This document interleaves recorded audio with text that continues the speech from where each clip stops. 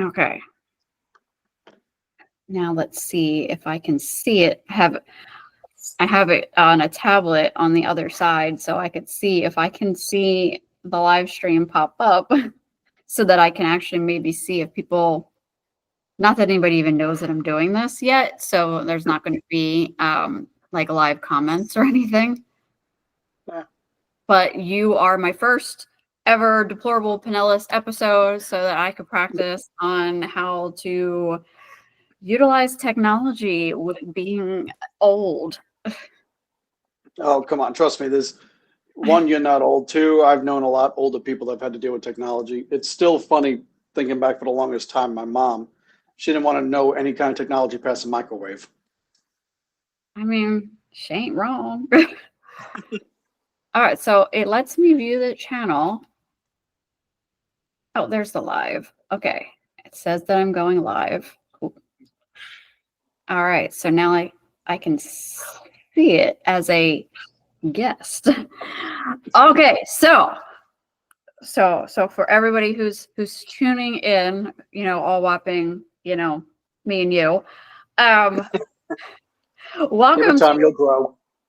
Welcome to Deplorable Pinellas, episode number 1 with John Carroll. John Carroll is a national director for the Republican Liberty Caucus. He is a political science guru, candidate guru, elections, politics, everything guru.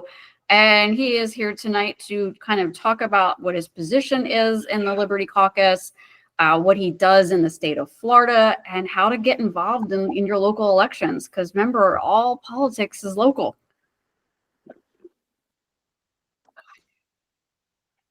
You want me to just take it away? Tell us who you are, and then I told you, I kind of gave you a prompt ahead of time of what I wanted to discuss tonight. I appreciate you letting me be your test dummy. You're welcome. I guess more, either that or you should be thanking me. I don't know which more, but yeah, I mean, it's funny being the fact that you're doing this Deplorable Pinellas, and I'm formerly from living in Pinellas, so great. If this goes well, then they can't come after me. But no, yes, as you know, like, I mean, with the RLC, I mean, I got started with the Pinellas RLC when I lived there in 2018. And, you know, the Republican Liberty Caucus, like you said, starts locally, builds its way up. We have the national board, we have the state board, and we have the local chapters. So I currently I'm back in my old position at the state level as the regional director for Central West Florida. At the national level, I've been the national membership director. I'm supposed to oversee that committee. And then I'm also the Southeast National Regional Director. So Florida, Puerto Rico, Georgia, Alabama, the Carolinas, they all fall under me right now. And I know South Carolina RLC does great work. North Carolina, smaller, but they do great work. Their former chairman is currently a state representative. Shout out to Alan Chester there. And, you know, we've had Alabama in the past. Georgia's a tough one. It's funny, you know, there's the whole thing going on right now with the Republican Assembly in Florida. The Republican Assembly is huge in Georgia, so we don't really get to build too much in Georgia because they do great work there. The RA does. But yeah, so I serve on the national board with that. I help represent the Southeast region at the national level and also hearing everything going on. So, you know, right now we have a big influx of people joining the RLC, whole group of guys that just left the Libertarian Party that have come over to the Republican Party via the RLC, and just the constant growth we got going on. So I know we're going to have a number of states coming back online just because of that alone, plus the growth in the existing states. For me, you know, trying to figure out the best ways to go, like I don't want to go in too much since, like you say, I can talk. Not long after I joined, I was made communications director for this region, for the Tampa Bay region. And then, you know, was about a year or so later at the national conference, I was made regional director. So my job was to take my region and either enhance the counties where we had chapters, which was 7 counties, and then try to build chapters in the other counties. By the time when I took over, there was only 2 counties. We had Sarasota and Pinellas, and that was it. By the time I was done, we had the last of the 7 counties coming up online. Like they had already had their organizational meeting, had already picked their board. Literally, the only thing left was the state board voting to charter them as an official county chapter. So that's been my main job. And the biggest thing why the RLC exists is because it's been a wing of the Republican Party. The nickname is the conscience of the Republican Party, pushing liberty, freedom, constitutional-minded discussions within Republican politics.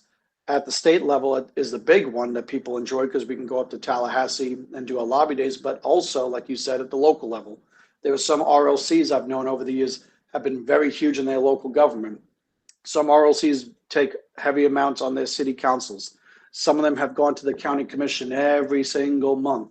Lee County, their big thing I know back in the day was not too long ago was the school boards, and working hard on there. So it can be a lot of work with doing all that, being involved. But like you said, it goes back to that concept of government and politics starts locally. Definitely. And one of the biggest issues that we're finding is that our local people aren't getting involved in their local races, and they're caring so much about who's president, right, and who's Senate and all, and Congress, and then everyone forgets like your city council is the one who fixes your potholes and fixes your sewers and upgrades your, infrastructure and hires your teachers. There's obviously a level of prestige with presidencies, senators, governors, no doubt. Since he's become a senator, I have been able to run into Senator Rick Scott once. I got to meet him a couple times when he was governor running for senator. I was able to meet Governor DeSantis when he was running for governor, and then had a couple of small moments, very small moments here or there since he's been governor, but I've also been lucky to have been appointed by him, my current position is housing commissioner in my county. But while that's all great, and those positions are definitely vital, two senators represent the entire state. For every state, two of them represent. You have one president, you have one governor for your state. Like you said, everything is local. I mean, think about this as I make those examples. How many times have you been able to meet your U.S. senator? How many times have you been able to meet your governor, the president? Probably once in your lifetime, and you're doing great compared to most Americans. However, if you live in a city, how easy is it for you to meet one of your council members, your mayor, your county commissioners, your school board? I mean, I'm personally friends with all 5 of my county commissioners. I can reach out to easily 3 of them without a problem. The other 2 is just because very busy on their own personal work life and everything like that, and then having families. So they'll get back to me if need be, no doubt. I'm just saying, like, immediately I can get 3 of them without a problem. When I say immediate, I'll mean within a half hour or so. You get in contact with them without a problem, and you'll have and voice your concerns. Like you said, your roads, your water, your sewer. Was it Kathleen Peters said it best? County commissioner from Pinellas, former state rep. She used to be the mayor of South Pasadena, and she said it to me and a whole bunch of us. The 4 categories of local government, meaning county commission, city council, are sewer, water, infrastructure, roads, public safety. Infrastructure and the roads is one and the same, apologies. But yeah, that's the 4 categories you got to deal with. And if you want your police or your sheriffs to be doing stuff, now the sheriff is elected separately, but your county commission funds them. Your fire department, your roads, your electric grid, all these things you deal with on a daily basis. Yeah, there were huge topics at the federal level, Congress and the president, that go on that we have our views on, that we have personal feelings on, and we care about. The border is a huge issue. The national deficit is a huge issue. Passing certain bills going on. There's certain topics, just not going to get into, that are very huge at the national level. Do they affect you personally on every given day? Now, in places like, say, South Texas, the border has been a huge deal. I mean, so that is a local topic. But you drive your roads every day, or you walk your sidewalk every day. You use your electric grid, your water grid. All these go through every single day. And this is where your city council and your county commission is huge on.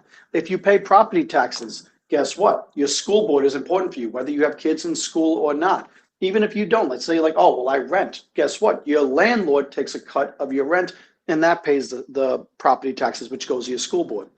Those are vital forms of government that you got to deal with on every given day. And you can probably meet with your county commissioner, your city councilman, meet with or meet up or whatever it may be, just have a chance to talk to them, probably weekly, potentially, whether you catch them at the meetings or at some kind of event. One of things I've been kind of pushing the last couple of years on different campaign trails is that it's not even partisan politics. It's getting the best person for the job to improve your day-to-day life. And if there's people who aren't listening to you, if they're career politicians, if they only care about what is going to get them reelected and whose butt do they have to kiss and ways they have to vote in order to get those, that finances coming into their campaign coffers. These are the people that need to go. And I think after 2020, there was a little bit of a momentum in this country of it's no longer Republican and Democrat. It's kind of the good versus the evil, and picking candidates who aren't here for their careers, because that's not what our forefathers wanted. They wanted a person who was a welder, a blacksmith, a horse, whatever the port. I don't even know this is my public school education. I can't even tell you, back in the 1776, what careers people had. But I can give you a couple examples quickly. Like you said, you got people like John Hancock, the president of the Continental Congress. He was in the shipping industry. John Adams, our second president, first ever vice president, he was a lawyer, but his main income was he was a farmer. He had a full farm and everything. Even when he became minister to the UK, that's what they called back then before they became ambassadors, Great Britain, they bought a big field, a farm that they called Peacefield, and that's still how he made his money. Presidents didn't get a pension back then, so after he left the presidency, the only way he took care of the family was the farm. Even to his 70s, he was farming. Button Gwinnett, who represented Georgia, was in the farming world. I'm a descendant of Charles Carroll of Carrollton, represented Maryland, and him and his family was in real estate, had a bunch of farming and produce and all that. That was the thing. You did have some lawyers. There was a fair amount of the Continental Congress that did have people that were like lawyers, but they did not come from the political world. A handful of them had some kind of political touch. John Adams had some connections with Boston politics. George Washington, after serving as a colonel in the Virginia militia, was in the House of Burgesses, which we would call a state house now. But they mostly came from everyday walk of life. And they didn't expect career politicians. George Washington did not think the idea that he was not a king. He wanted to have terms, and he chose to term himself out after 2 years. So many members of Congress back then, people, if somebody was in Congress and they lasted 8 years, they were a grandpa in the views of Congress. If you lasted 12 years, then that was astronomical. So yeah, you weren't supposed to make a career in politics. And they didn't think of doing term limits back then because they didn't think anybody would even exhaust to the point of that. I mean, that's kind of the point, is that you were supposed to be a career, be one of the people. Like, how can you govern the people if you aren't one of the people? So that's why you have these people who they get elected into Congress and then they don't ever leave. I mean, and why should they? I mean, we're not kicking them out. They raise the money. There's somebody who's a nobody like me has like a 1% chance of getting elected to office. I could never run for Congress. I mean, AOC did kind of prove that you could kind of be a nobody, but still there was probably people behind her that, got her, elected. But then once you're in, it's like you're in. And how do we get rid of this stagnation? How do we get America first people? And when I say America first, I don't mean Republican or Democrat. I mean people who want to put this country first, that want to make sure that our people are served, and not in a socialistic environment, although I'm sure somebody will totally take out of context what I'm trying to say. But to have a strong country, you're only as strong as your weakest people. Yeah. So, we have this in our local budget here at Pinellas, we have a $3.3 billion budget, of which, 458,000 of it is the sheriff. And then, you go down and Public Works is so much smaller of a budget.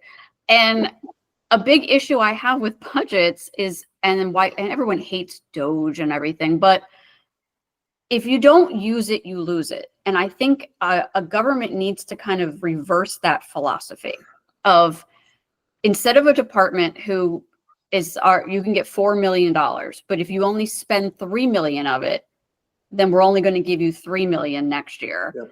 And then salaries go up, and you might need a piece of equipment you didn't need the year before. So these departments are spending money and they don't need it. And everyone's like, oh, the people died in Texas because Trump cut, 300 or 600 workers from the National Weather Service. And it's like, but did we look at whether or not that budget was being inflated because if they didn't actually need the money, but they spent it on personnel that weren't needed? I mean, let's think about this very quickly. You mentioned that with the National Weather Service. I'm sorry for cutting you off, but thought you were finishing up, so that's my bad. No, like the National Weather Service. Okay, so let's say they cut the positions. Now, the National Weather Service definitely has a duty. And while there's some frivolous agencies, I'll call it that, at the federal level, that I don't think they need to entirely exist. Shout out to the Bureau of Ocean Energy Management in the Department of Commerce. So that's a great example. Real agency, it's not fake. The National Weather Service has a great job that it's got to do, helping oversee with predicting and how weather's going and storms and all that. I just checked today. We're in hurricane season for Florida. I'm out of state right now, but I was still checking. The NOAA and the National Weather Service are relaying and figuring out how weather's looking right now, if we have any potential storms in the next week. So even if they cut people, they could still do their job and figure out what's going on in say, with Texas, if there's going to be flooding, big rainfall, if there's going to be a hurricane. You could cut down, theoretically, I'm not saying we should, but I'm to this amount, but I'm saying you could cut down the National Weather Service to say 80% of what 80% gone, and it could probably still do a lot of the job. I'm not saying we should do that. I'm not saying it has to be that amount or whichever, but what I'm saying is that they could still do a lot of predictions and have a lot of their people figure this stuff out. Like you said, you have these bloated budgets. I used to work in I won't say which one, but I used to work for a state agency. I know you know that. And you would hear about it near the end of the fiscal year. They were needing to spend the money the last bit because they needed to spend the money. They had already got approved for the new budget, but they needed to spend the money before the end of the fiscal year, or else it's got to go back to the general fund. Now, that sounds like a great thing, but they needed to spend it because then they got the budget for the next year. But now when they go for the following year, so think about it. We have last year's budget. We've already got approved for this year's budget. But if we didn't spend all the money from last year's budget, when we go for next year's budget, it's like, well, wait a minute, you didn't spend all this much, so we're going to knock you down. So they're afraid of doing that.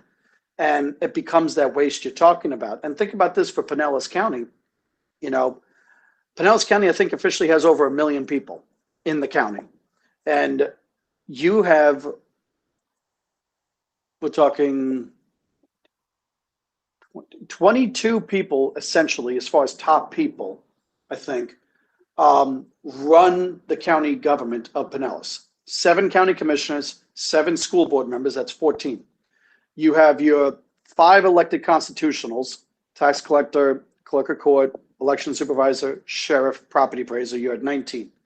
You have the county administrator and the superintendent, not elected, but they're the top dogs of the executive branch, 21, and the county attorney, 22. Let's add the county school board attorney. Let's just, for argument's sake, 23 people. 23 people are the top of the echelons, and that's not knocking, say, the public works director or the transportation director. I'm not knocking those guys. But as far as the top echelons, think about it. The county attorney is the county equivalent of the attorney general. So you have 22, 23 people running the county government of Pinellas, a population of over 1 million people. Wyoming, wonderful state. Wyoming has a population of like, we got more in Alaska now. I used to live in Alaska. I think they have like 570,000 people in Wyoming, but a little more than half the population of Pinellas. The state legislature for Wyoming alone, nerd fact that I know this, is 99 members to the state house. And I think their state senate's 48 or 49. So you have right there just under 150 for the House and Senate alone. Then you got the governor, then you got the attorney general, then you got the secretary of state, which makes sense that they have all that.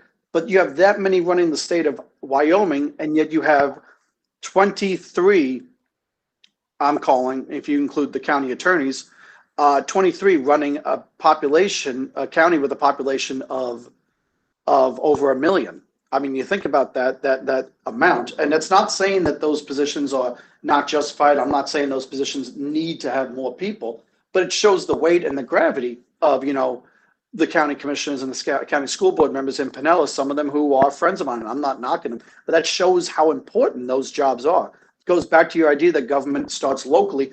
You have access to your county commissioners and your school board members, and you remember, look, my county, much smaller population. It's about 1/5 of the population of Pinellas. And I did the fun fact and took a look. We have a population bigger than 20 nations on the planet. The 20 smallest nations on the planet, my county has more people than. You got Pinellas County. God knows that you probably would add another 10 minimum, because a lot of the nations I'm talking about are small island nations. But you could probably add another 10 nations minimum that Pinellas County has a population bigger than. And yeah, in fact, I'm going to look it up while we're doing this, because now I'm curious. Oh, well, I'm putting up here the kind of our operational budget, and then like the flow of the people, and the very, very, very top of that, you see it says the citizens. The citizens are the most important people, and I think a lot of our elected officials forget that they are elected by us and they work for us.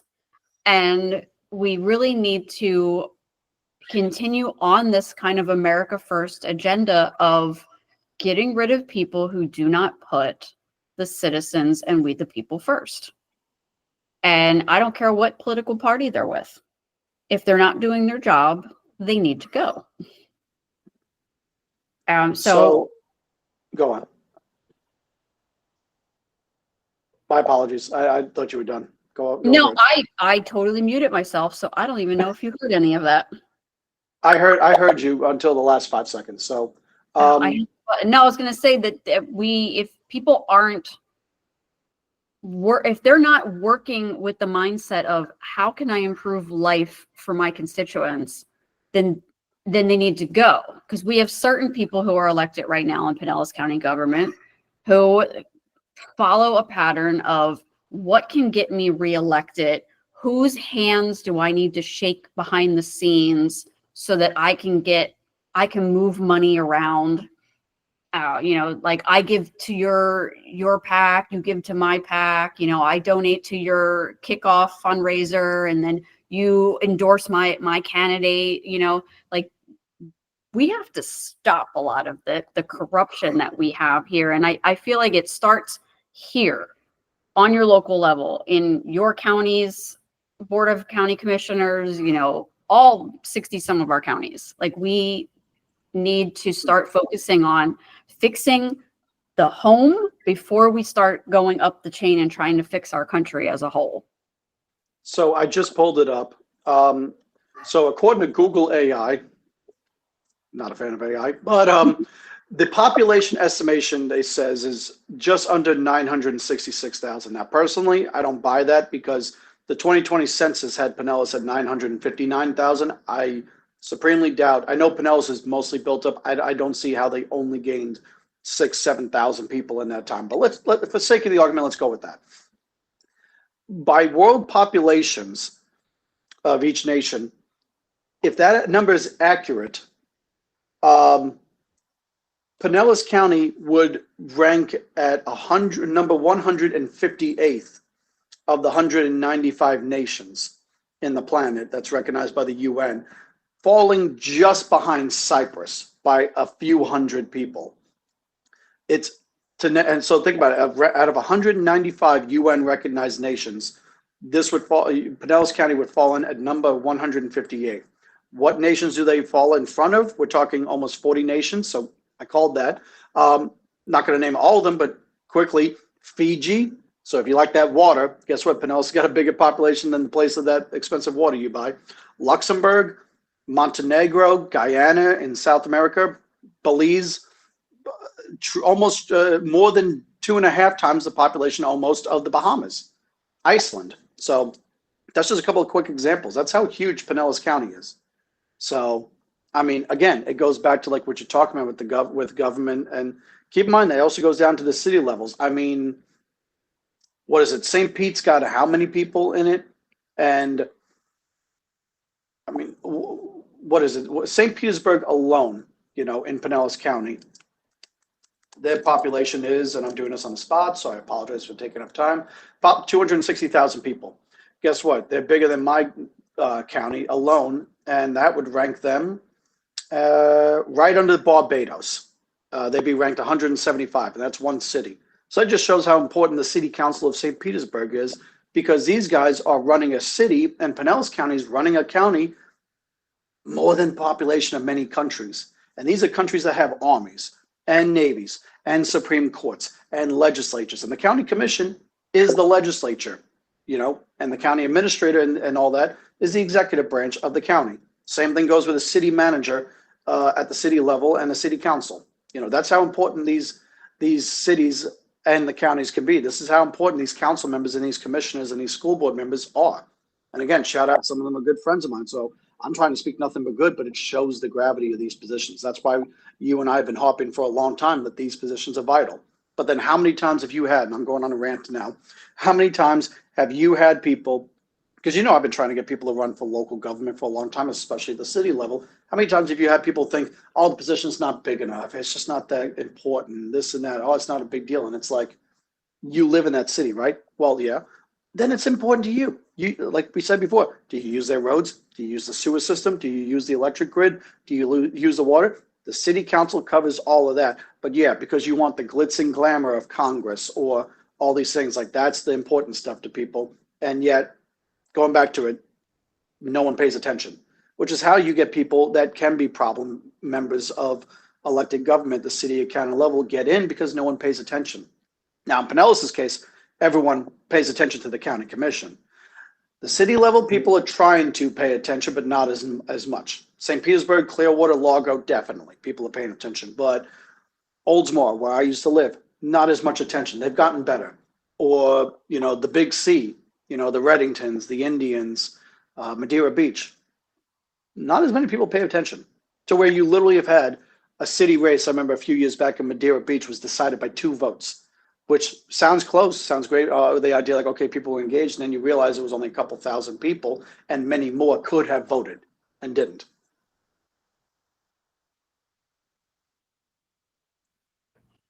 Well, I plan to hopefully get some of the other Pinellas County elected officials and constitutional officers in on one of my Deplorable Pinellas, podcasts here. But for we can talk about local politics forever. So in the interest of time, I did want to touch on the organization that you are a member of and a national director of, which is the Republican Liberty Caucus, and that conscience of the Republican Party, the anti-establishment, anti-swamp monster, more of a libertarian type view versus the, I guess, quote unquote, conservative view. So I want people to kind of know about the organization, how to join, what would be, I mean, this is national. I have Florida's page up on the screen, but Republican Liberty Caucus is a national organization. And I think that people don't know about it. And people need to know about that there is a voice out there for them, that a like-minded voice. Yeah, so we've been, Florida is literally the #1 state for the RLC. We've got many chapters all across the state. We've got more chapters coming up and running. Just in the last 6 months alone, our state board has had to charter, how many counties? Probably I think we've done 5 or 6 different new charters just since New Year's, roughly, I'd say. We've had some new chapters. We have one chapter we just got started. What is it called? Minorca or something like that. It's representing parts of Putnam and St. John's and Flagler counties. It's a conglomerate because we have some places that the communities are right on the borders of each other, and it just makes sense to do it like that. Just like the Melrose chapter. The greater Melrose region represents other parts of Putnam and Bradford County and et cetera. So we've got so many chapters going and building and getting up and running. Some chapters have fallen down because, like you said, after 2020, during the shutdowns is how people very much got involved in the local government, like you were talking at the very beginning, because everyone saw how important your city council and your county government is just by that alone. Because people could see how it was with the shutdowns and the limitations and this and that. So in our case, we've had a great track record with getting involved and going from there. So, what is it? Right now, we had a record in 2024 when it came to endorsements. Like I saw on the screen earlier, you had on the website for ROCFL, it was talking about the race. They just had a special election for the Miami City Commission race. And, so we got an endorsement. The Miami-Dade RLC made an endorsement in that race, and we publicized it because it was a big special election, how big the Miami City government is. We had a record amount of candidates that reached out for endorsement, including incumbents that wanted to be endorsed by us. The amount of people running for Congress, which the state board recommends and the national board endorses, but they heavily require our say on Florida congressional candidates at the national level. They require the recommendation from the state board because they don't know as much. Same thing goes when someone running for state house. We need those local boards to give their recommendations on who's the good candidate if we have multiple. Because I remember one case, we had 3 candidates, if I remember right, in one race that all seeked out our endorsement. So we heavily get involved in all the good work that the RLC does. And keep in mind, the local chapters can do the same thing with their city and county races. I mean, there was one county, heavily got involved in their tax collector and their clerk of court races. Like those are big ones over there, and that RLC was heavily involved. I know you guys in Pinellas worked with Pasco when it came to judicial endorsements, and possibly have had to do the same thing with the state attorneys because it's the same circuit as Pasco and Pinellas combined. Hernando, I think we're one of 5 or 6 counties in our circuit. So that's how important these RLCs can be. We have our lobby days that we go up every year to the Capitol, but then chapters can do that all the time at their city council and their county commission meetings and their school board, which, like I said, some of them do. And so we have our endorsements that we get involved in. And like I said, we've become a force that people want to seek out. If they're endorsed by the RLC, that helps very much so. And we've got people like, Bernie Jacques, who represents Central Pinellas County, is a former member of the Republican Liberty Caucus. And, he's been endorsed by us both times now. We've got people like Doug Bankson out in, is it Seminole or part of Orange County he represents? He seeked out our endorsement, and he's always been a good friend to the RLC. Robbie Brackett over out there as well. Same thing. These guys very much become great friends to the RLC because they realize what we have. Joel Rudman, who left the state house now because he tried running for Congress in the special election race, he's got very good ties with the RLC up there in the Panhandle, and was one of our biggest supporters in the 3 years he was in office. So, we have this ability. And keep in mind, we're not, the biggest thing is, and I know you know this, is you need to speak up, you need to do your part, but we do things in a professional manner. There are people who do rabble rousing in some of the worst ways sometimes, and they don't get anything done because they make themselves look, it's not that they make themselves entirely look bad, they look foolish. There's a lot of smart and proper way of doing it. Not now, when I say proper, I don't mean like something like, oh, well, you toe the line and this, that. No, no, no, no. What's the saying? Prim, proper, professional. Do it like that. The other saying, fair, firm, and consistent, is the other terms I've always heard in life. That's what the RLC does. We show where we stand. We make our point. We come across in a friendly way, and that's how you can get work done. And that's how the RLC, like every year, some of our leaders draft up bills and come up with topics for legislators to look at doing, or legislators sometimes I know have come to the RLC and said, hey, I'm looking at doing this. Where do you guys stand and how can I fine tune it like this or that and all that? And that's happened in the past, So like you're showing on the screen, I don't know if you're going to be relaying to the Constitution Day dinner. That's the biggest event of the year, I'd say, in Florida. And that's ran by Central East Florida. Now it's become an RLC Brevard County because they built the other chapters around it. So it's not just a regional chapter anymore. And that's the other funny thing is you go there, so many elected officials want to be there. So many elected officials want to be at the Constitution Day dinner and be seen with the RLC. One, it's a fun time.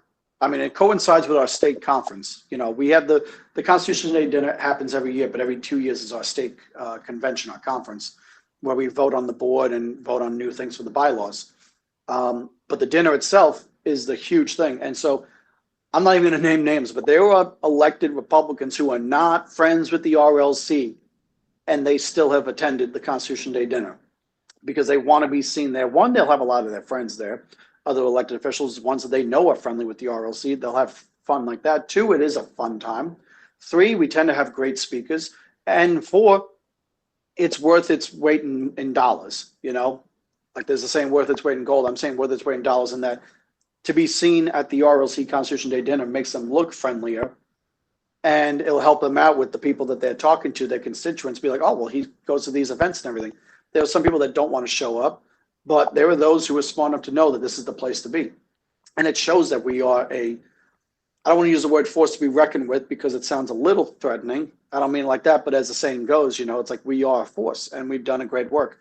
And we've knocked out the crazy problematic rabble rousers who just make things look bad and show that we're professional and get things done. And that's how we, a few years back, we had some people that did that didn't look the best. And some of them we were able to train, hone the skills, get better. Some of them just had to cut losses, and we've grown. More members, more chapters, and more involvement. And again, people seek out our endorsements, including elected incumbents want the endorsement from the RLC. Is that a good enough rant?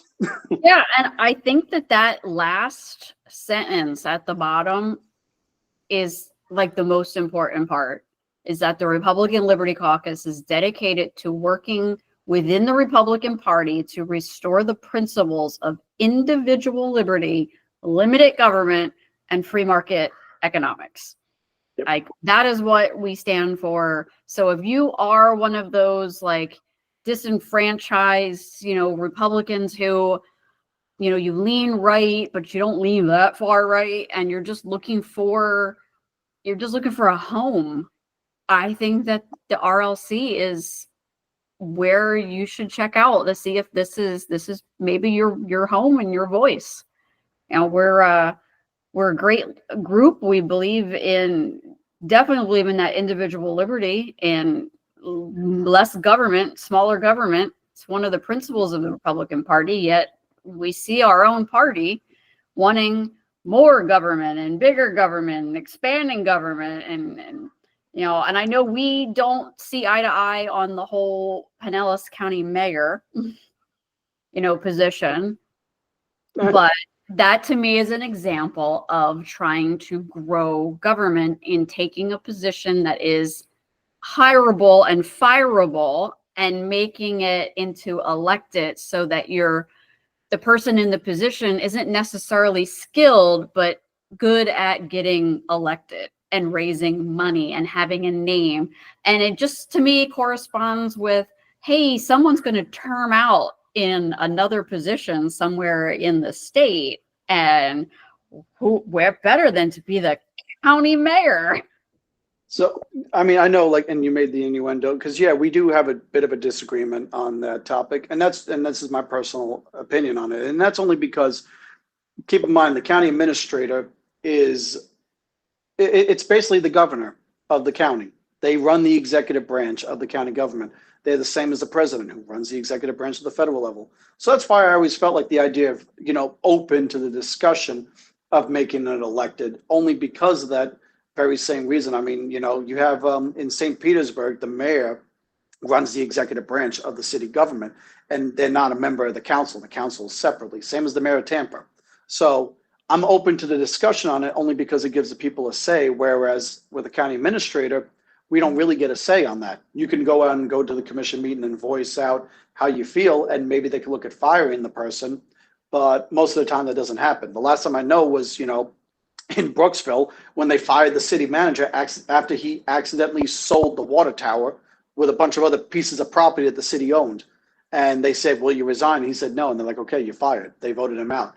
That's the only thing. So my opinion is I'm open to the discussion because of the fact that at least it's then the people have a say on that. But, your reasons at the same time are valid, that, you could have somebody that terms out. I mean, you see it in county government all the time. You'll have people that are terming out maybe at the state level, and they come back and run for county office, which there's technically nothing wrong with that. And it shows the importance of the county level. Some counties like Pinellas, it's funny, usually people think like, oh, well, you go to city, then you go to county, then you go to state.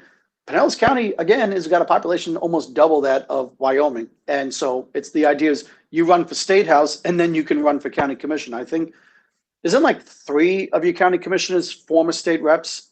Yeah. Lotville, Peters, and Justice. I don't think there's anyone else. Well, he's a Democrat, but he was a state rep, if I remember right. Yeah. If I'm wrong, correct me on that. So that shows how important the county commission is. I mean, there's another county I'm thinking of right now. Representative had, I think they weren't even termed out yet. I think they had one more term. They ran and became elected county election supervisor down in Miami. Representative Garcia, real sweetheart. I got to meet her, very sweetheart, down in Miami. They didn't elect their constitutionals. Miami-Dade kind of had a control for a long time, and the state said, no, you can't do that. And they passed a law codifying saying these constitutionals, per the Constitution, must be elected. She ran for election supervisor. She was only in her first term in the state house, but the election seemed to be going pretty smooth there. So good job on her for that. And hopefully they keep going. Plus, I'm happy because I'm friends with the former state rep turned clerk of the court of Miami-Dade, Juan Barquin, awesome guy, one of the best I ever saw in the house. So you can have it to where somebody will go, but then comes the problem of, do you have term limits? And that's another discussion I won't go into the rant of, but that's the thing is you get termed out in the house, so they could come to county government and there's no term limits. Some counties do. Some cities do. Oldsmore, where I used to live, 2 terms on the city council. That's all you're allowed. You can come back. It's not lifetime, but that's the limit in a row is 2 terms. So, you can have, if you have somebody go to state and then come back to county and there's term limits, well, they're not going to make the they can try to make a lifetime if the people keep electing them to different positions, which we've had in cases. I mean, there's one congressman I know here in Florida who, with the exception of a 2-year break from state legislature to Congress, has been in office continuously since 1980. And not once did they have to worry about term limits, because when they were in the legislature, there was no term limits. That's how far back they go. Completely different part of the state between you and I. So yeah, if anyone's trying to figure out who I'm talking about. So in our conclusion to wrap up our hour is, are you going to be hosting any candidate trainings in the state? And where would someone go to find out information if they wanted to find out more about just dipping their toes in the water, finding out what it takes to run for office? I mean, 2026, we have a lot of local offices coming up for election, from governor all the way down to city councils. And somebody out here who happens to follow me, on TikTok, I have about 26,000 followers, of which about half are, Floridians. So somebody possibly in Orlando might be watching this and say, I might want to run for city council, or I might want to run for county commission, or the mosquito control. I don't know, something. Hey, in some counties, that mosquito control pays a lot. Trust me. If someone wanted to find out more, what kind of, I know there's different leaders. We have like Leadership Pinellas, and there's a couple other groups out in the counties of, just getting training on what it takes to run for office. As a quick thing, just because you mentioned it, the leadership groups like Leadership Pinellas, some places they call them different. Those are good ones to go through. I think the one in my area is ran by the Chamber of Commerce. I'm going to assume a lot the same other parts of the state. Your citizens academies, most cities that have at least built up enough, they'll have a city citizens academy. County level, the sheriff's office in my county has a huge citizens academy. If you're going to run for local office, get into all of those, because if your city doesn't have a police department, your sheriff's office is who you guys use. So go through that and understand what they're going to go through. Learn all that. There's other groups like the Leadership Institute and FACL that do some training. Try to find out if they're going to be doing any in the state or in your area. They're usually 1 or 2 days. It's been a minute since I've done those candidate classes. I really enjoyed it. I'd love to do that again, and I can easily do that if we can plan something out and get a number of people in an area that want to do that.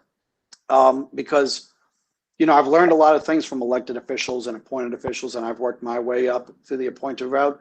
And I love helping out other people for that, because one, it shows that there's people understand the importance of these positions like you're talking about.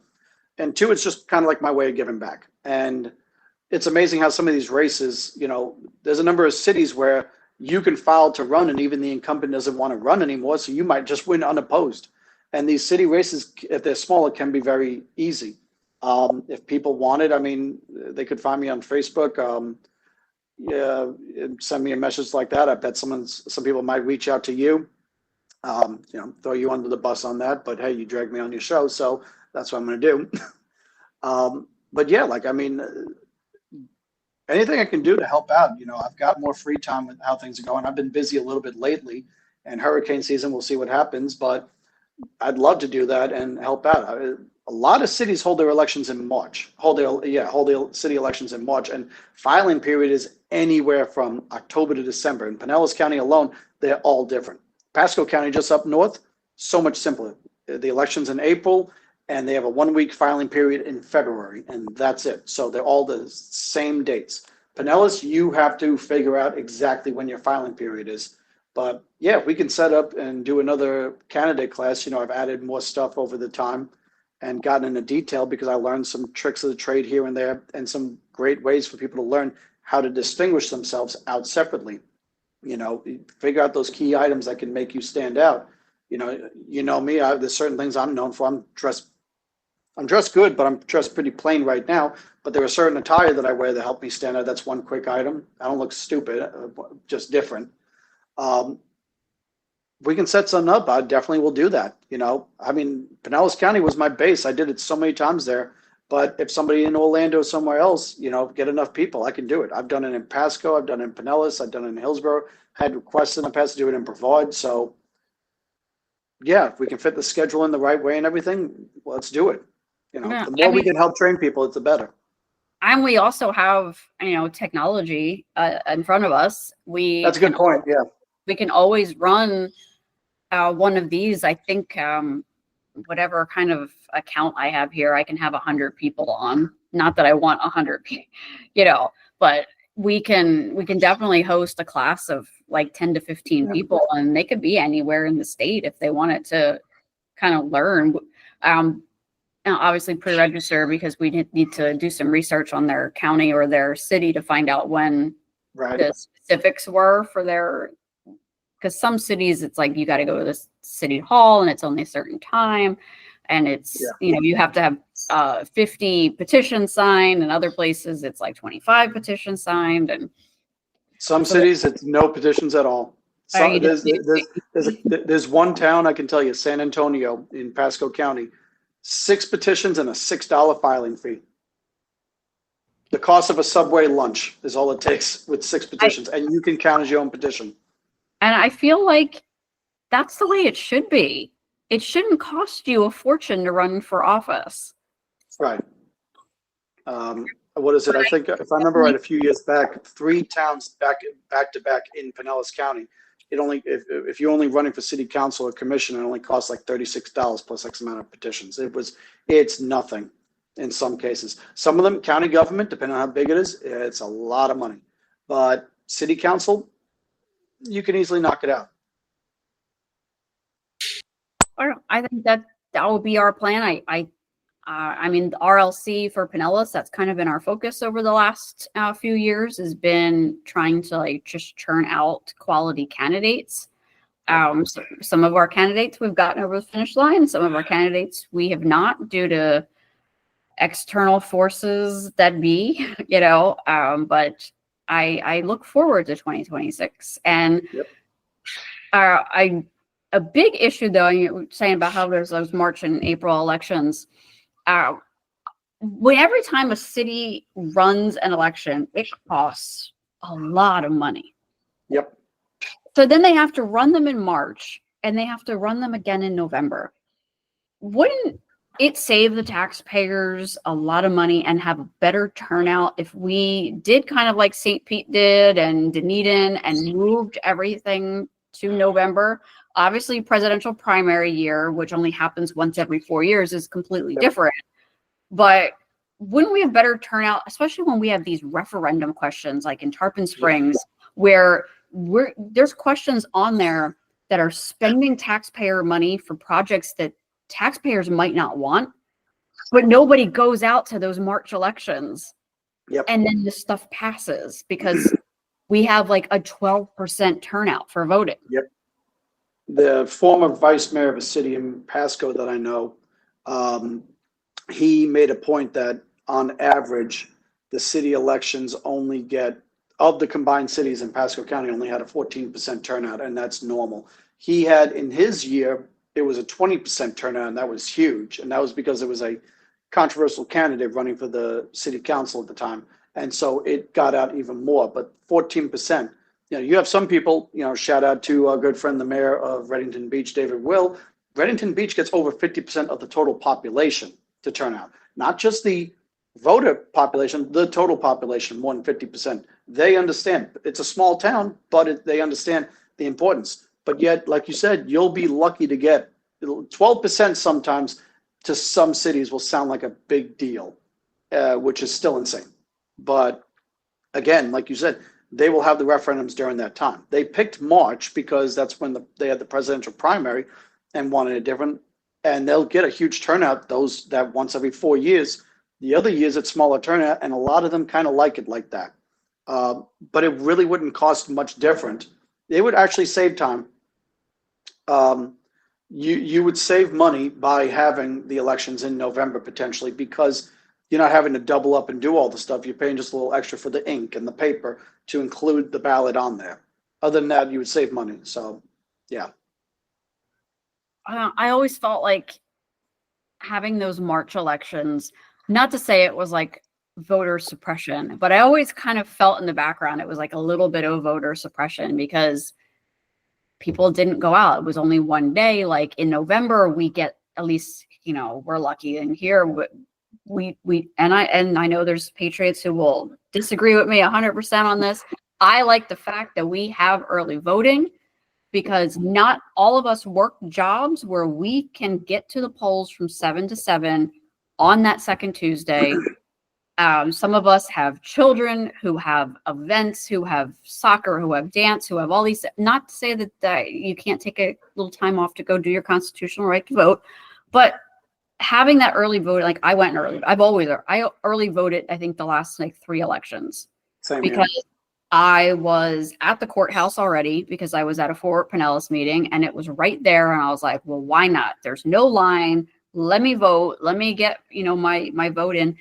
And then look at the lines that we had. I don't know how Hernando was, but in Pinellas, no, it gets huge. We had lines upon lines for this election on early voting day and on election day. Now, could you imagine that amount of people voting on just one day? Mm-hmm. It would it just wouldn't happen. People would stand in line, have to pee, and they'd be like, all right, peace, I'm out. I got to go make dinner. And they wouldn't vote. So I like that we have early voting here. I don't think that we need a March election. I think we could save the money. But, again, I'm just lonely old taxpayer who's, according to a certain fire commissioner in Pinellas County, I'm not smart enough to know anything about politics. That people should, but yet at the same time, like you look at everything you've done, you look at, all your stuff, you've done a campaign, you've been involved. Let's go back in time. You were a firefighter, so, that field as well. But at the same time, politics was not intended to be a whole different world. The idea of politics was, when they say the sayings like of the people, by the people, for the people, it's supposed to be the idea that Joe Citizen can go and just get involved and doesn't need to have a law degree to understand everything. Now, I understand some things like, they touch a little bit on Latin because legal uses that, like mens rea or mea culpa, okay, little touches, but you shouldn't have to need Google Translate to translate the legalese of laws and how government works. Yeah, get a little bit of training and be like, well, you don't know anything about how the sewer systems run, so let me show you on that, and they'll explain that. That's fine. But that's basic stuff. That's not needing to do. You don't need to have a master's degree or a law degree or a doctorate. You shouldn't need all that to be a city council member or a fire commissioner or a mosquito control or the water commissioner. The county north of me has a water district with elected commissioners. You shouldn't need a degree to do all that. You should be able to just go in, have a little bit of an understanding if need be, but when you come in, you're also on the outside. So if anything, it's better you're an outsider who doesn't know all this stuff. You come in and then you learn some of the things and then able to say, well, wait a minute, this may work for you guys because you've been doing it like that. Doesn't mean it's the only way. And it goes back to one quick thing is that humans, we like routine. It's hard to change. So I get that. But Joe Citizen should be able to come in and be able to say, there's a better way of doing that. There's a better way of doing that, and not have to, we have a saying in the military is break it down Barney style, make it the easiest thing possible. You don't need to split an atom to understand politics, and more than the average citizen, no doubt. Now, that's not knocking the average citizen. Most people don't want to understand politics, and good on them. Sometimes I wish I was the same, but it's my drug.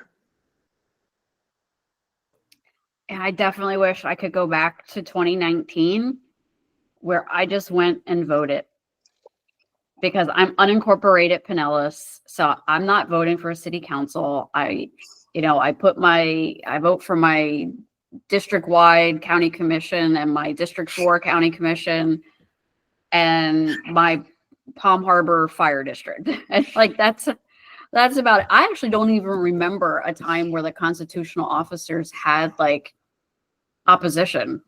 Yeah. So I a lot of times you just went in to vote on one or two items when you lived in unincorporated.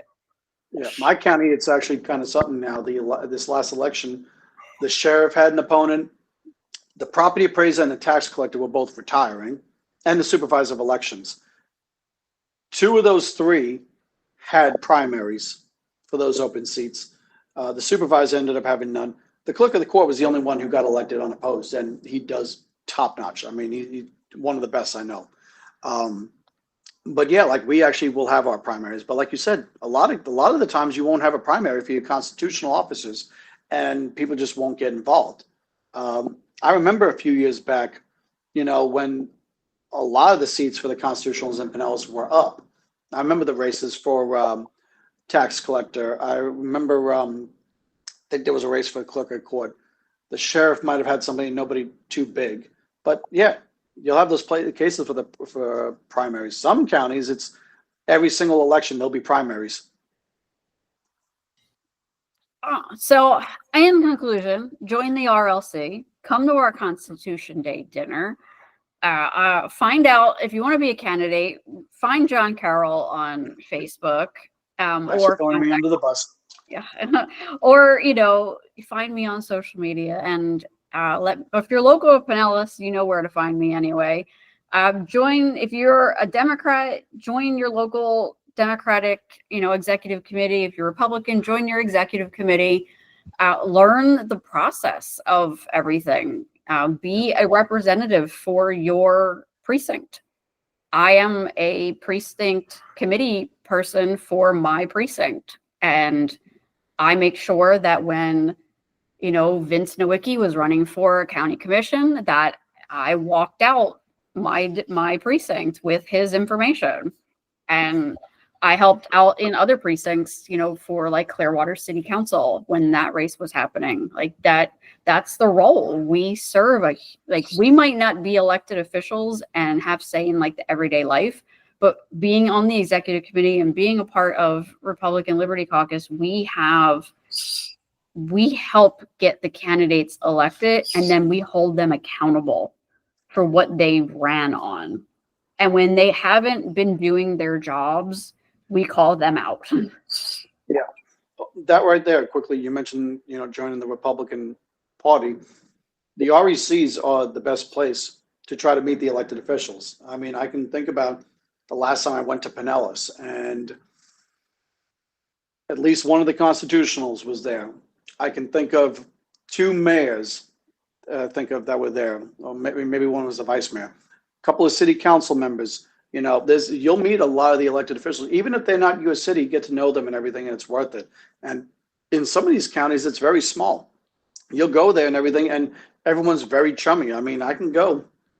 When I first moved back to Hernando and was joining the REC again, it was very easy, and every elected official is approachable and some of the nicest people. So don't be afraid to go and see them and try to talk to them, get to know them, because again, you're one of their constituents, so they want to know you and find out what's the big things for you, what you're doing there at the REC, what you're wanting to do, be involved in, and you'll learn from them and you'll get a better idea. And hey, maybe you'll even have it in you to run. It can be scary and nervous for a bunch of people, but the idea of running, but you could have it in you for that. And people will figure out. That's the other bad thing, is that the more people get to know you, the more likely they'll say you need to run for office as well. I got a friend of mine right now, just rekindled. He's, my best friend from back in the day, and we haven't seen each other in a decade. And he's got people in his area telling him he needs to look at running, and he's very vocal, but he hasn't been involved in the REC. I just showed him all the things. Get involved. Join the RLC. Join your REC. Join any of the Republican clubs. If you're a Democrat, well, do the same thing. I'm not on that side, but do all that. Get involved.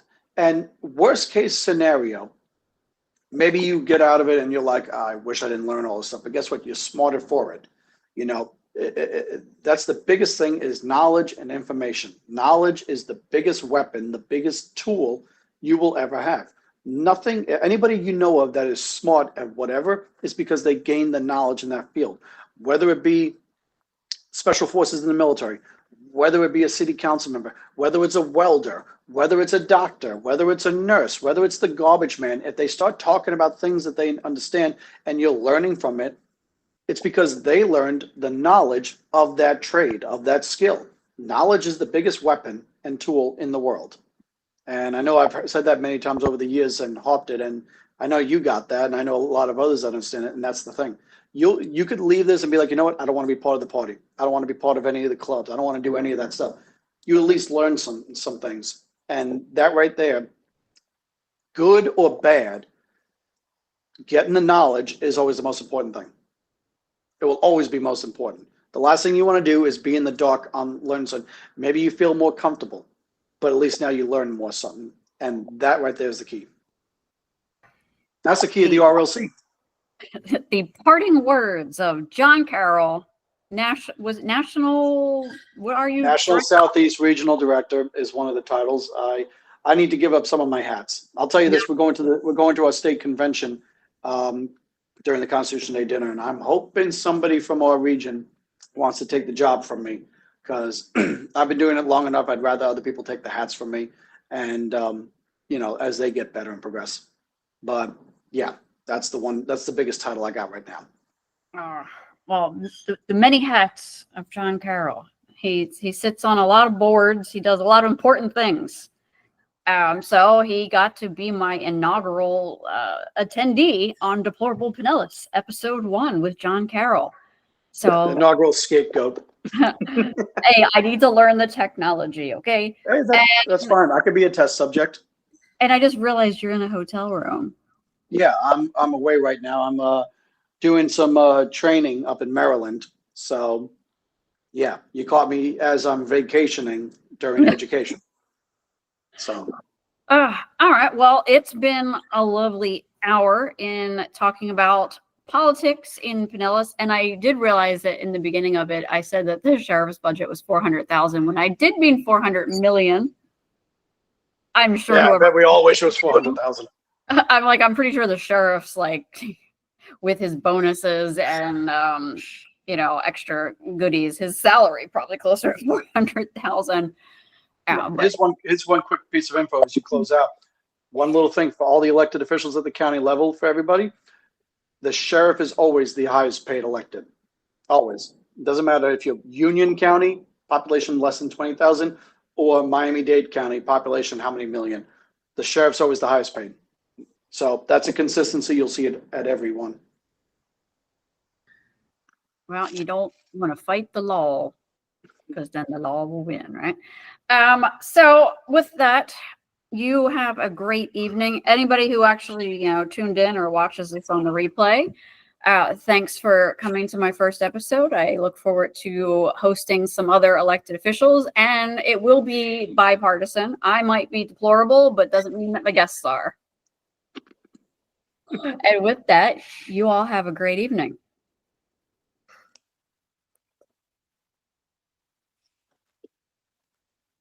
Apparently, I can't leave the call. So I have to leave first. Technology. All right, I'll leave the call first if you need. No, I think I have to stop recording or something. Ah. All right. Well, you all have a great evening.